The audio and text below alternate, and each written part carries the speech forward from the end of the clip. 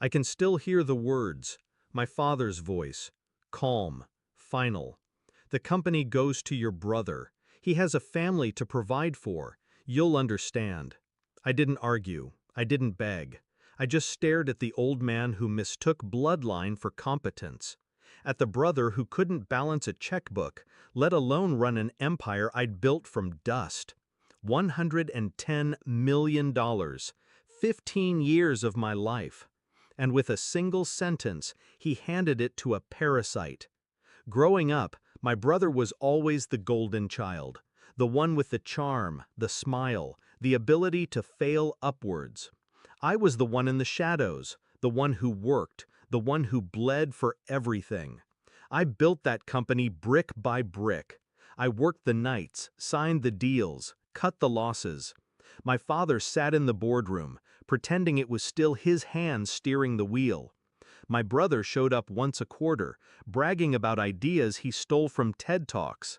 And yet, when the time came, it wasn't about loyalty, it wasn't about merit, it was about children, his legacy. As if my life's work meant less because I never brought someone into the world to use as leverage. Betrayal doesn't scream, it whispers. It was in the way my father stopped answering my calls at night, in the way the boardroom shifted toward my brother, even as he butchered numbers, in the way contracts began to pass through his desk instead of mine. By the time I heard the official decision, the betrayal was already complete. But I didn't rage, I didn't collapse, I planned. First, I studied my brother, his routines, his weaknesses. He had plenty. Women, gambling, a taste for shortcuts that rot men from the inside. Then, I studied my father. The empire was his pride, but he'd grown blind to the rot inside it. He only cared about headlines, legacy, the illusion of strength. He never noticed when I started pulling at the threads. Step 1. Exposure. I leaked my brother's gambling debts to a creditor I knew wouldn't stay quiet. The story spread, small at first, then louder. Investors started asking questions. Step 2. Erosion. I let a few key contracts slip through his hands, deals he was too careless to secure. Then I swooped in, anonymously, with shell companies that signed those clients for myself. Quietly, piece by piece, I stripped the empire of its crown jewels. Step 3. Betrayal of trust. I introduced a consultant to him, an actress on my payroll. She whispered ideas into his ear, convinced him they were his own. He paraded them to the board. Every one of them failed. His credibility bled out in public, while she fed me everything. Within a year, the empire my father handed him was a hollow carcass. The press called him reckless. Investors called him incompetent. My father called him a disappointment. I waited until the fire was at its peak before I revealed myself.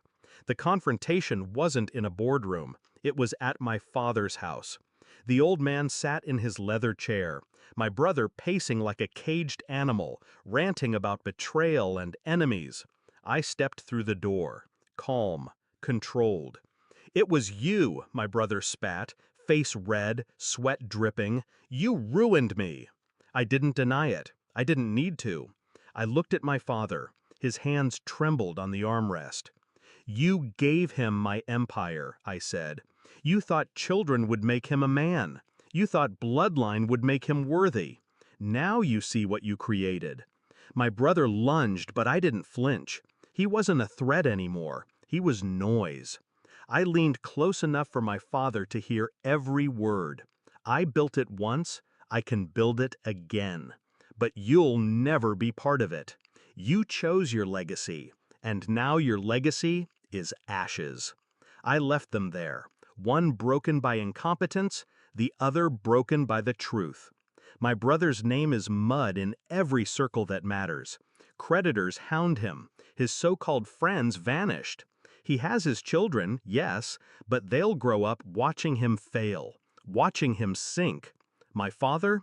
He lives with the knowledge that the empire he betrayed me for is gone. Not because of the market, Not because of luck, because of me. People ask if I regret it, if I feel guilty for destroying my own blood. But here's the truth.